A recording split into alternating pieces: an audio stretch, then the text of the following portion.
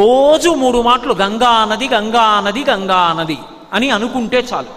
అలా పడుకోబోయే ముందు లేచే ముందు ఒకసారి గంగని స్మరించిన వాడు ఎవరుంటాడో అటువంటి వాడి యొక్క మహాపాతకములను కూడా గంగ తీసేస్తుంది.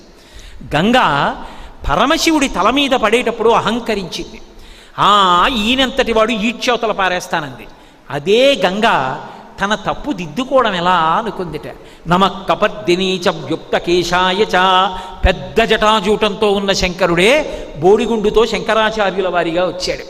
శంకరాచార్యుల వారిగా కాశీపట్టణానికి శంకరులు వస్తూ ఉంటే గంగ కెరటాలు ముందు ముందుకొచ్చేట. ఆనాడు నీ శక్తి తెలుసుకోలేక అహంకరించి నెత్తి మీద పడ్డా, ఈనాడు నీ కాళ్ళ మీద పడతానని కెరటాలు ముందుకొచ్చేన కాళ్ళు కడిగేయట.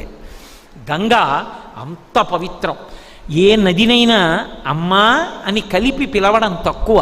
యమునమ్మ ఏదో